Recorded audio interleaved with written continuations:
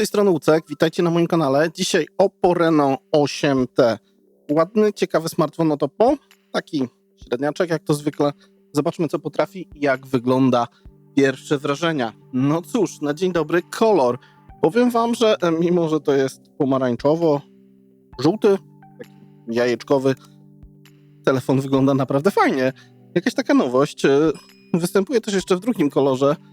Jeżeli chodzi o niego, jest to akurat czarny, ale powiem wam, że ten pomarańczowy moim zdaniem robi lepszą robotę.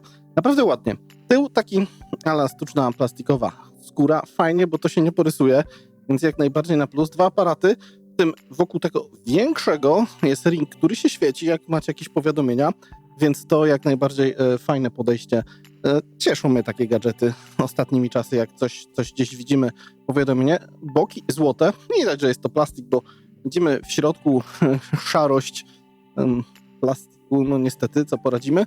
Nie ta półka cenowa, żeby to było całe metalowe, ale była telefonu naprawdę ładna.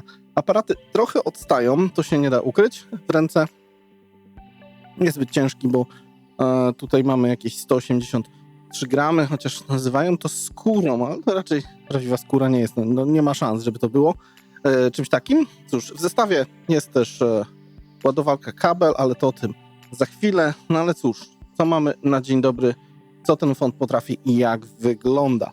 No, standardowo pierwsza rzecz, którą widzimy, to wyświetlacz. Mamy tu 6,43 cala, rozdzielczość Full HD+, czyli 2400 na 1080, w miarę ładny, czytelny wyświetlacz, to wam muszę powiedzieć. Odświeżanie jego 90 Hz, odświeżanie dotyku 120 Hz, no 180 można powiedzieć przy dwóch palcach. Tak sobie to tutaj rozgranicza nam Oppo. Jest to oczywiście AMOLED, fajnie. Typowa jasność około 400 nitów, w piku do 800. No zobaczymy jak to realnie wychodzi. Nie jest jakiś on może turbo jasny, to widać już na dzień dobry, ale spoczko. Myślę, że czytelność będzie dostateczna i odpowiednia. Jest na nim folia, już to na dzień dobry widać. Pod nią jest szkło Gorilla Glass 5. Myślę, że taka specyfikacja wyświetlacza jak najbardziej ok. Wsparcie dla DCI-P3, jeżeli chodzi o przestrzeń barwową, jak tutaj jasność minimalna. No schodzi nam minimalnie, max jest całkiem niezły. Zobaczmy sobie, co tutaj możemy zrobić, jeżeli chodzi o jeszcze kwestię tego samego, to jest ekran, może nie ekran, ale samego wyświetlacza. Jest oczywiście tryb ciemny, jak mamy AMOLEDa, od razu sugeruję włączyć. Jasność automatyczna, komfort oczu, korekcja wideo. Można, tylko nigdy nie dodawajcie do takich rzeczy TikToka, jak nie chcecie mieć wypalonego tego tutaj dołu w tej aplikacji, tego przycisku dodania TikToka. No to już taka uwaga AMOLEDowców, że no to niestety męczy. Jasność automatyczna można sobie odpalić.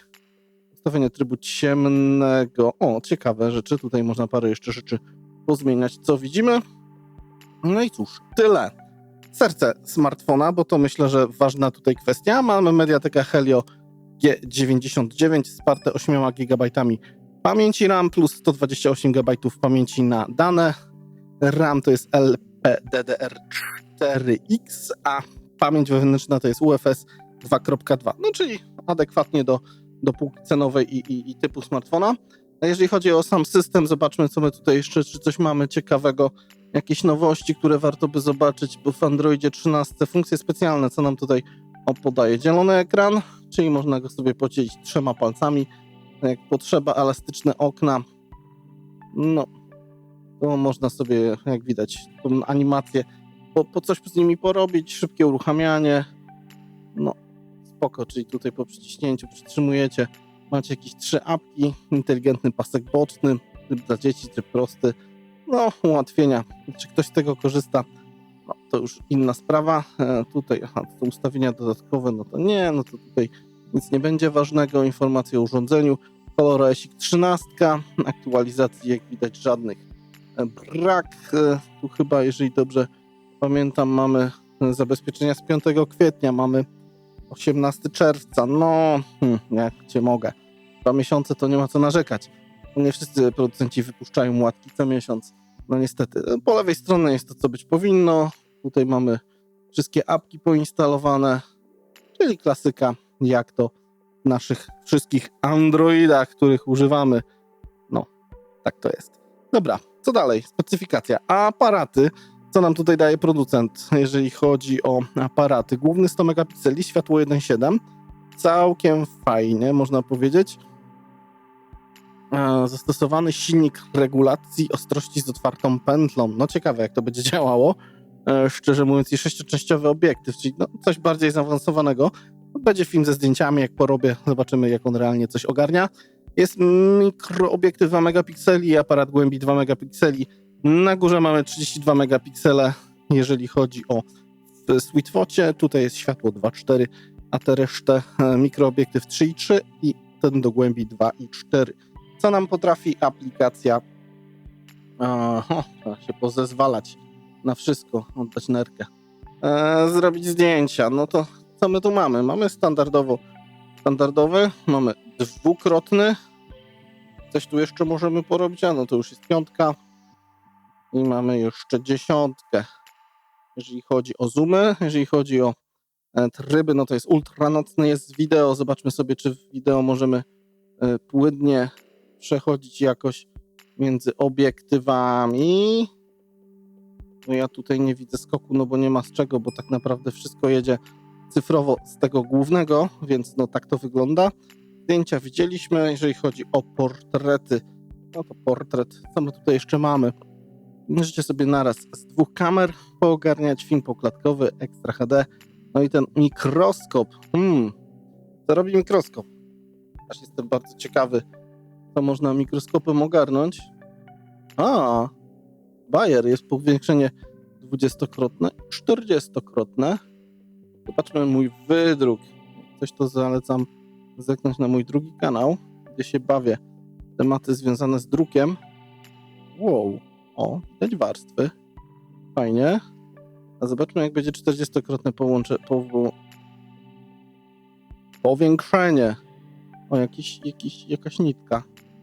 Czegoś tutaj jest. Czekajcie, jakbyśmy to przyostrzyli. Kurde, ręce się trzęsą. Ale to wiecie.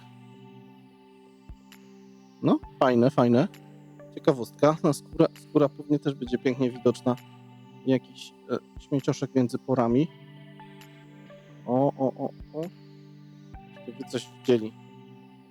No, fajny Bayer, bym powiedział. Jeżeli chodzi o kwestię mikroskopu. Bardziej 20-krotny jest bardziej użyteczny, jak widzę. No ale spoko, można się bawić. A to jak będzie wyglądało? Kurczę, człowiek był młody, to pamięta w szkole, mikroskopem coś się bawił, patrzył, a teraz mamy aż 40-krotne powiększenie bez problemu w telefonie. No, porobię trochę takich zdjęć tym czymś, bo wydaje mi się, że to będzie fajna opcja. Aha, one też tak w zdjęciach wyglądają w kółeczkach, to widzicie. No, ciekawostka. Fajna rzecz, na pewno coś nowego, jeżeli chodzi o smartfony, no bo trzeba coś dodawać, żeby jakoś wszystko szło do przodu, więc no to mi się podoba. Jeżeli chodzi o nagrywanie wideo, jeszcze jak jesteśmy przy wideo, mamy tutaj tak naprawdę Full HD i HD w 30 klatkach, 720p w 120. Jeżeli chodzi o tego typu tematy, no i fajnie. Już mi się spodobał telefon z racji tego mikroskopu. Naprawdę fajny feature.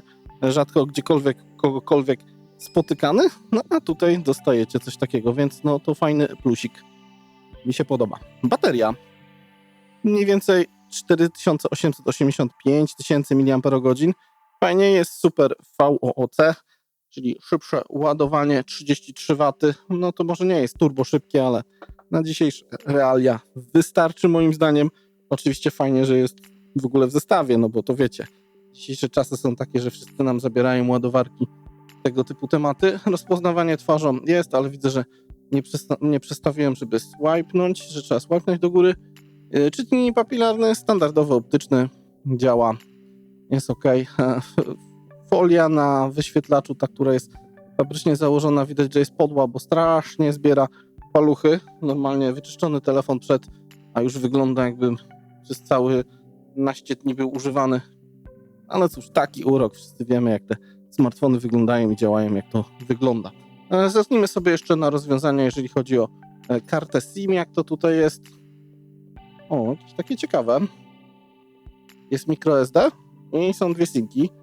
Jest też uszczelka, więc no jest jakiś tam procent ochrony, żeby tam się nic z wodą nie dostało. Oczywiście wsparcie dla wszystkich kwestii związanych z GPS-em, a GPS-em normalny. Jest Wi-Fi 2.4, 5.1 i 5.8. 5.8? Chyba bardziej 6 giga mamy, no ale ciekawie, tak to jest w opisie. Wsparcie dla aptX-a HD jest, jeżeli chodzi o Bluetooth, bo mamy go tutaj w wersji 5.3. Jest NFC, no więc cóż, praktycznie on wszystko mający, co byśmy chcieli i czego byśmy potrzebowali. No cóż, ja biorę się za jego testy, zobaczymy, co potrafi. Wstępnie fajnie ten tył wygląda, on taki jest oczywiście szorstki, wygląda to ładnie, ciekawie. No i cóż, tyle. Oppo Reno 8T, niedługo więcej o nim na kanale. Z tej strony Łucek, trzymajcie się ciepło, hej.